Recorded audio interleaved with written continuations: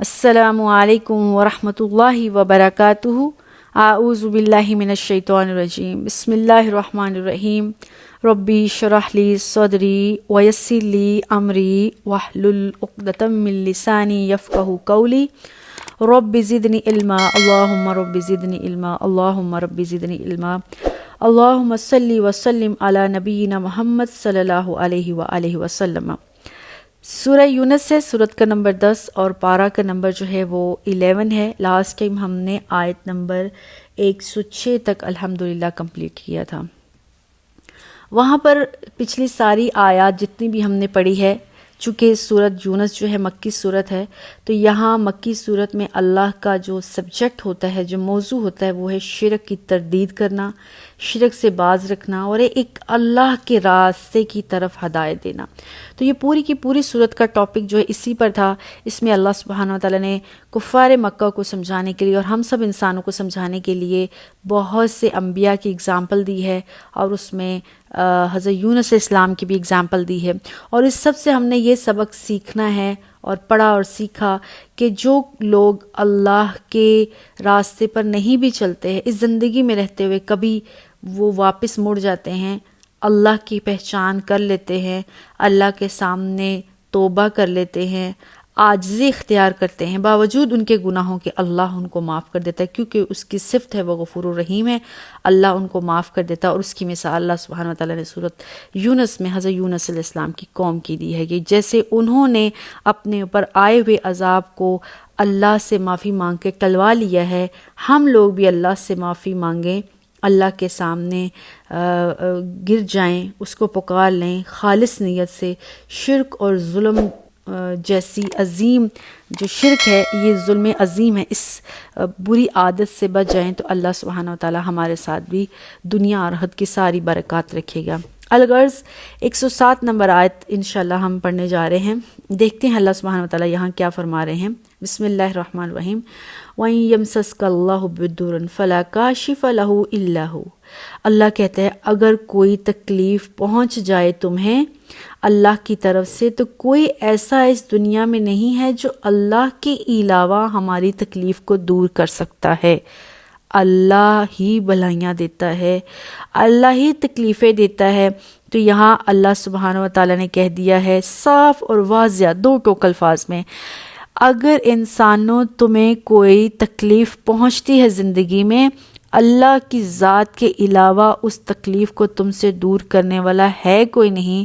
وَإِن، اور اگر يُرِدْكَ بِخَيْرٍ فَلَا رَادَّ بِفَضْلِهِ، اور آپ کو کوئی بھلائی پہنچانا چاہتا ہے تو کوئی ایسا نہیں ہے کہ اس بھلائی کو ٹال دے۔ اللہ کی طرف سے اگر آپ کے مقدر میں کوئی فیصلہ لکھا ہے، اچھا فیصلہ، اچھی بھلائی، تو پوری دنیا مل کر اس بھلائی کو دور نہیں کر سکتی۔ یصیب بہ من یشاء من عبادہ، اللہ اپنے بندوں میں جس پر چاہتا ہے اپنے فضل کو نچھاور کر دیتا ہے۔ وہو الغفور الرحیم، وہ ہے ہی بہت زیادہ بخشنے والا، رحم کرنے والے۔ یہ آیت پوری جتنا بھی ہم نے پیچھے پڑھا ہے سب کا لب لباب اور خلاصہ ہے، بہت ہی ڈیپ کمپریہنشن اور کنکلوژن ہے اب تک کی ساری آیات کا۔ وہ یہ ہے کہ اللہ سبحانہ وتعالیٰ کی فطرت میں ہے، وہ رب سب کو بھلائیاں ہی دیتا ہے، کیونکہ وہ ہر ایک سب اس کے بندے ہیں، وہ سب کا خالق ہے۔ وہ نہیں چاہتا ہے رب کہ کسی کو کوئی بھی تکلیف پہنچے۔ جیسے کوئی بھی ڈاکٹر کے پاس علاج کروانا چاہتا ہے تو ہر ڈاکٹر چاہتا ہے کہ اس کے مریض کو شفا ملے، صحت یابی ملے۔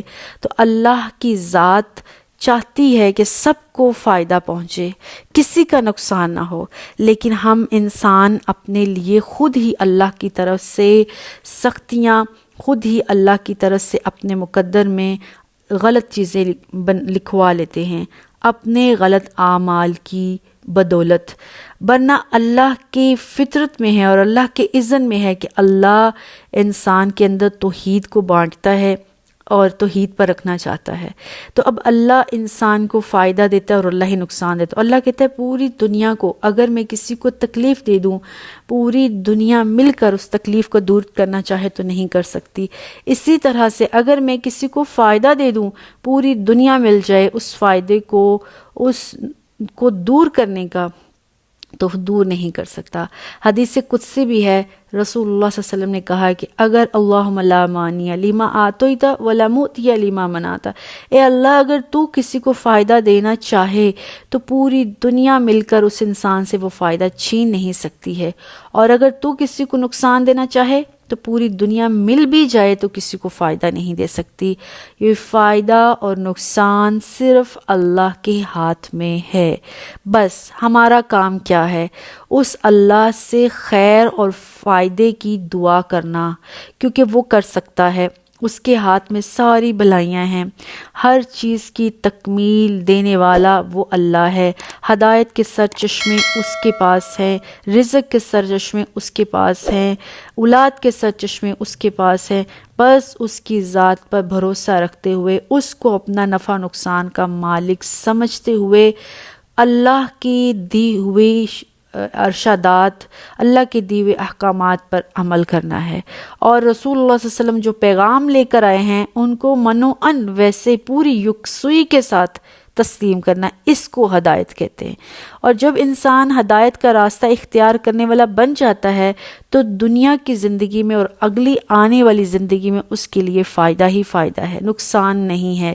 اور اب جب وہ اللہ کے راستے پر چل پڑا ہے، اس نے اللہ کو اپنا خالق و مالک، نفع و مالک کا نفع اور نقصان کا مالک مان لیا ہے، تو کوئی دنیا اس کو نقصان نہیں دے سکتی۔ اب اس زندگی میں رہتے ہوئے اگر اس کو کوئی نفع یا کوئی نقصان پہنچتا بھی ہے تو وہ اس کو اللہ کی مشیت سمجھ کر، اگر نفع ملتا ہے تو خوش ہو کر اللہ کا شکریہ ادا کرتا ہے، اور اگر انسان کو نقصان پہنچتا ہے تو وہ پھر بھی اللہ ہی سے اس پر بھروسہ کرتے ہوئے معافی مانگتا ہے، کہیں میرے گناہوں کی بدولت ہو گیا ہے، اور اگر کچھ ایسا نقصان میرے لیے لکھا ہے اللہ تو اس میں تیری کوئی نہ کوئی بھلائی ہوگی، کوئی تیری کوئی حکمت ہوگی، شاید وہ میرے لیے ایک چیز بہتر نہیں تھی۔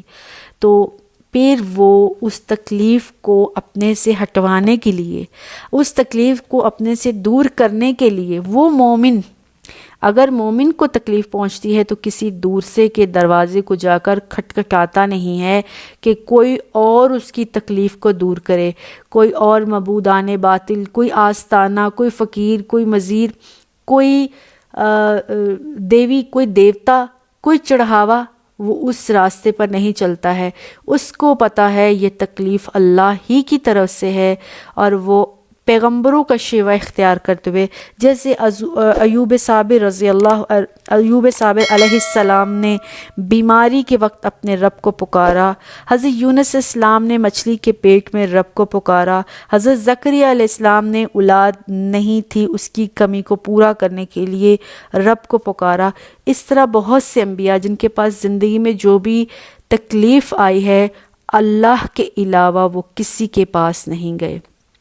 اگلی بات میں اللہ نے کہا ہے 107 نمبر آیت کے اگلے حصے میں، اب اس کو اگر فائدہ پہنچ جاتا ہے تو اس کو یقین ہے کہ پوری دنیا مل کر بھی اس کے اس فائدے کو اس سے چھین نہیں سکتی ہے، اس فائدے پر وہ اوور نہیں ہوتا ہے، اس فائدے پر شکر گزاری کرتا ہے، اس میں سے لوگوں کا حصہ نکالتا ہے، اور اگر وہ اترانا شروع کر دے تو اللہ سبحانہ وتعالیٰ کو یہ پسند نہیں ہے، وہ اتراتا نہیں ہے، اس کو پتہ ہے کہ اللہ سبحانہ وتعالیٰ نے دیا ہے تو اس کا ہی شکر ادا کرنا ہے، اور اگر وہ نعمت اس سے چھن جاتی ہے تو وہ اس پر بھی اللہ کی رضا سمجھ کے، اللہ کو کوئی فیصلہ سمجھ کے اس کو قبول کر لیتا ہے۔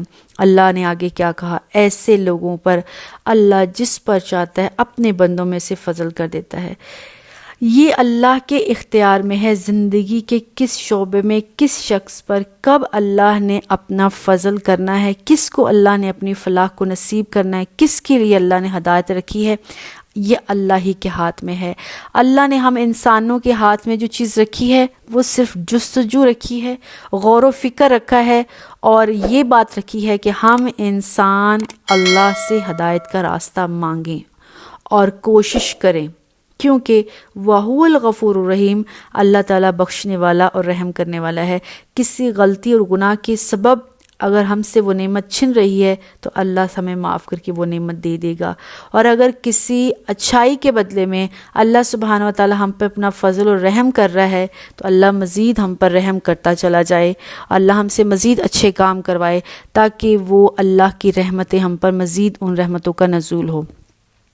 آیت نمبر 108 میں آگے اللہ نے کہا ہے، کل اے نبی محمد صلی اللہ علیہ وسلم کہہ دیجئے لوگوں کو، یا ایھا الناس اے لوگو، قد جاءکم الحق من ربکم، تمہارے پاس یہ جو قرآن آیا ہے نا، یہ سچا اور حق آیا ہے تمہارے رب کی طرف سے، براہ راست تمہاری طرف آیا ہے۔ فمن اہتدی، جس نے اس قرآن کو لے کر اس سے ہدایت حاصل کی، فانما یہتدی لنفسی، اس نے اپنے لیے ہدایت اختیار کر لی۔ ومن ضل، جو گمراہ ہو گیا، جس نے ہدایت کے راستے سے بھٹکنا پسند کیا، فانما یضل علیہا، اس کے گمراہ ہونے کا انجام وبال اسی پر ہوگا۔ وما انا علیکم بوکیل، میں تمہارے پر کوئی وکیل بنا کر نہیں بھیجا گیا۔ یہاں پہ اللہ تعالیٰ نے دو ٹوک بات کی۔ جہاں قرآن کا سٹارٹ ہوا تھا سورہ البقرہ میں، وہاں پر بھی اللہ تعالیٰ نے کہا تھا قرآن ایک ہدایت ہے، اور اس کو حاصل کرنے کے لیے جو کوشش کرے گا، غور و فکر کرے گا، اللہ اس کے نصیب میں مزید ہدایت دے دے گا۔ جو اس سے دور جانا چاہے گا، اس کے اب مقدر میں ہی دور جانا ہے، اس کے لیے کیا کیا جا سکتا ہے۔ یہاں پر سورہ یونس میں بھی ہم نے پیچھے پڑھا ہے، اللہ کہہ رہے ہیں کہ میں نے مومنین پر ایک بہت بڑی نعمت دی ہے، اور مومنین کو فلیفرحوا بہا، اس سے خوش ہونا چاہیے۔ اتنی بڑی نعمت اللہ نے کسی اور مخلوق کو نہیں دی، اتنی بڑی قرآن جیسی عظیم نعمت اللہ نے کسی اور نبی کی امت کو نہیں دی۔ یہ قرآن جیسی عظیم نعمت اور یہ محمد پیغمبر ہر نبی نے مانگا تھا، اللہ نے نہیں دیا۔ تو جن کے نصیب میں اللہ نے نبی سربراہ کر دیا ہے، ان لوگوں کو، مسلمانوں کو، مومنین کو، اللہ کے نبی کی امت کو بہت خوش ہونا چاہیے، اللہ کا شکریہ ادا کرنا چاہیے کہ محمد پیغمبر صرف تمام پیغمبروں میں وہ ایسے پیغمبر ہیں۔ اللہ کا یہ بہت بڑا احسان ہے مومنین کے لیے، امت مسلمہ کے اوپر، ان کو محمد عربی صلی اللہ علیہ وسلم کا امتی بنایا ہے۔ یہ واحد وہ نبی ہے جو سب سے پہلے اٹھ کر اللہ کے سامنے، اللہ کے عرش کے سامنے سجدہ ریز ہوگا اور اپنی امت کے لیے مغفرت کی دعائیں مانگے گا۔ یہ وہ نبی ہے جس کو اللہ نے شفاعت کا حق دیا ہے، یہ اپنی امت کے لیے اللہ سے سفارش کرے گا، شفاعت مانگے گا۔ یہ وہ نبی ہے جو دوزخ میں پڑے ہوئے مسلمانوں کو، جن سے گناہ ہو گئے تھے، ان کو نکلوا کر اللہ سے سفارش کر کے، اللہ کے سامنے گریہ زاری کر کے، ہاتھ باندھ کے، رو کے، معافی مانگ کے اپنے امتیوں کو جنت میں ڈلوا دے گا، جنت نصیب کروا دے گا۔ یہ وہ نبی ہے جس کو واحد اس نبی کو حوض کوثر نصیب کیا گیا ہے، اور یہ اپنے امتیوں کو حوض کوثر کا پانی دے گا۔ اس سے بڑھ کر اور کیا نعمت ہو سکتی ہے؟ اس سے زیادہ اور مومنین کو اللہ کا شکر گزار ہونے کے لیے اور کیا چاہیے؟ کسی نبی کو یہ مقام اور یہ مرتبہ حاصل نہیں ہوا۔ اس دن کوئی بھی نبی اپنے امت کے لیے کھڑے ہو کر اللہ سے معافی رحم طلب نہیں کرے گا، کہ سارے انبیاء جو ہیں اپنی اپنی پڑی ہوگی، اپنے آپ کو معافی کروانے کی، معاف کروانے کی، بخشوانے کی ان کو آرزو ہوگی، امت کی فکر چھوڑ کے اپنی فکر پڑی ہوگی۔ واحد محمد عربی صلی اللہ علیہ وآلہ وسلم وہ نبی ہیں جو اپنی امت کی فکر کریں گے، کہیں ان کو بخشوا رہے ہیں، کہیں ان کے لیے سجدہ ریز ہیں، کہیں ان کے لیے حوض کوثر کے پیالے لے کر، جام لے کر کھڑے ہیں۔ اس سے بڑھ کر امت مسلمہ کے لیے اور کیا شرف کا مقام ہو سکتا ہے؟ آگے وہ قرآن جو امت محمد صلی اللہ علیہ وسلم پر اتارا گیا ہے رسول اللہ صلی اللہ علیہ وسلم کے ذریعے، اس کی ڈیمانڈ، اس کی خواہش بھی تمام انبیاء نے کی تھی، لیکن اللہ نے اس امت کے اوپر یہ سب سے بڑی بلیسنگ کی، اور کسی نے بھی یہ قرآن جیسی عظیمت، اتنی بھاری اور اتنی افضل ترین نعمت کو کوئی بھی نبی اٹھا نہیں پایا، کوئی بھی نبی اس کو لے نہیں پایا، اور کوئی بھی دنیا کی چیز اس کو لے نہیں پائی سوائے مسلمانوں کے، سوائے انسانوں کے۔ اللہ نے ان کے اوپر یہ نعمت دی، اور اس قرآن کی نعمت کا، قرآن جیسی کتاب کا سب سے بڑا معجزہ شرف یہ ہے کہ باقی تمام الہامی اور آسمانی کتابوں میں چینجنگ ہو گئی ہے، رد و بدل ہو گئی ہے، لیکن کل قیامت تک اس کی حفاظت کا ذمہ اللہ نے لیا ہے۔ اس کتاب کی سب سے بڑی بلیسنگ یہ ہے کہ یہ انسان کو ہدایت دیتی ہے، یہ ہدایت کے لیے اتری ہے۔ اس قرآن کا معجزہ یہ ہے کہ اس کو جس مقصد کے لیے پڑھا جاتا ہے وہ مقصد حاصل ہو جاتا ہے۔ کوئی شفا کے لیے پڑھتا ہے، شفا مل جاتی ہے، علم کے لیے پڑھتا ہے، علم مل جاتی ہے، کوئی سیدھے راستے کی ہدایت کے لیے پڑھتا ہے، اس کو ہدایت مل جاتی ہے۔ الغرض اس قرآن سے ہر وہ چیز، ہر وہ مسئلہ حل ہوتا ہے جو انسان کو چاہیے۔ تو کیا اس قرآن کی اتنی بڑی نعمت کا قدردانی نہیں کرنی چاہیے؟ تو اللہ نے اپنے نبی کو کہا، اے محمد صلی اللہ علیہ وسلم لوگوں سے کہہ دیجئے تمہارے اوپر حق آ گیا ہے، براہ راست یہ حق اللہ کی طرف سے اترا ہے، اس میں ہدایت ہے اللہ کی طرف سے، اور وہ کیا ہے؟ وہ ہے قرآن۔ جو لوگ پوری یکسوئی کے ساتھ اس قرآن سے جڑ جاتے ہیں، اس دنیا کی زندگی بھی ان کے لیے فائدہ ہے اور آئندہ آنے والی زندگی کے لیے بھی فائدہ ہے۔ اور جو اس قرآن سے دور جاتے ہیں ان کے لیے پھر اللہ کی طرف سے جو سزا ہے اللہ سبحانہ و تعالیٰ اس کو جانتے ہیں۔ وَاتَّبِعْ مَا يُوحَىٰ إِلَيْكَ وَاصْبِرْ حَتَّىٰ يَحْكُمَ اللَّهُ وَهُوَ الْخَيْرُ الْحَاكِمِينَ۔ اے محمد صلی اللہ علیہ وسلم آپ کی طرف اللہ نے وحی اتار دی ہے، اب آپ کا مقصد کیا ہے؟ اس قرآن کی اتباع کرنا، اس کی پیروی کرنا، اور آپ اس قرآن کی پیروی کرتے رہیں، صبر کرتے رہیں، یہاں تک کہ اللہ آپ کے اوپر کوئی حکم نازل کر دے، اور اللہ سے بہتر فیصلہ کرنے والا کوئی ہے نہیں۔ اس سورت کی سب سے لاسٹ یہ آیت ہے، اور اس آیت میں اللہ سبحانہ و تعالیٰ نے اپنے نبی کو بہت بڑا ایک کیسے کہتے ہیں نعمت دی ہے، دل کو تسلی دی ہے کہ مکی زندگی کے آخری دور میں ظاہر یہ صورت نازل ہوئی ہے، اور اس وقت تک مسلمانوں پر کفار کے جو تشدد تھے، جو مظالم تھے، اس کی انتہا ہو گئی ہے۔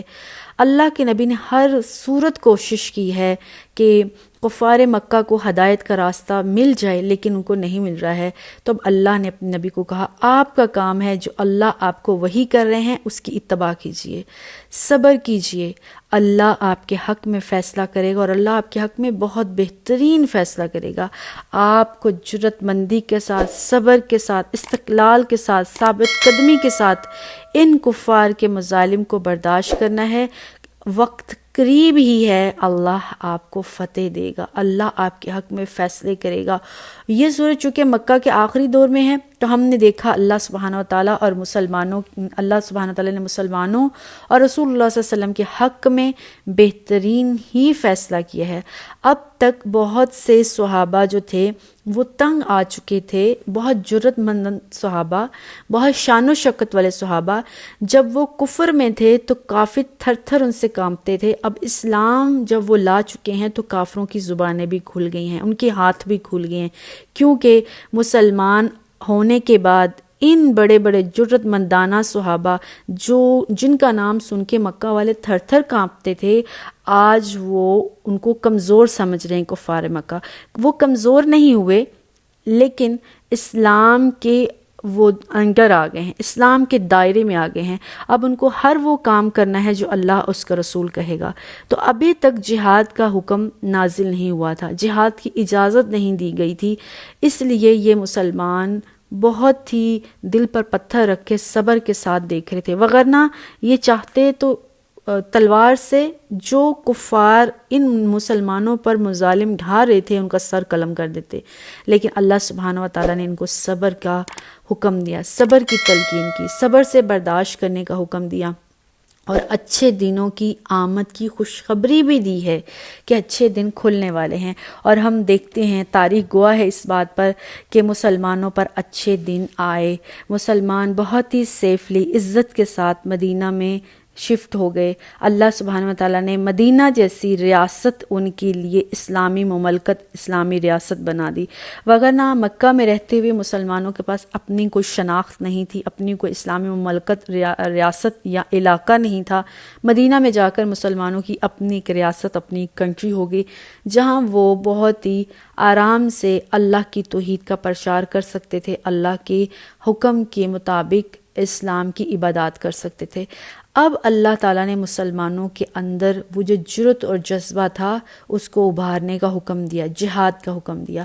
اب اللہ تعالیٰ نے مسلمانوں پر روزوں جیسی عظیم فضیلت نازل کی ہے، زکوٰۃ جیسی عظیم فضیلت نازل کی ہے، اور اب مسلمانوں نے دن بدن جو ہے وہ اسلام کا بول بالا ہوتا گیا، مسلمانوں نے جہاد میں حصہ لیا۔ یہی کفار مکہ جنہوں نے مسلمانوں کی زندگی، ان کا دائرہ زندگی تنگ کر کے رکھ دیا تھا، فتح مکہ کے موقع پر یہ لوگ اپنے گھروں میں چھپ کے دبک کے بیٹھے تھے۔ ان کے پاس یہ جرأت نہیں تھی کہ مسلمانوں، صحابہ اور رسول اللہ صلی اللہ علیہ وسلم کے سامنے آ کر بات کر سکیں۔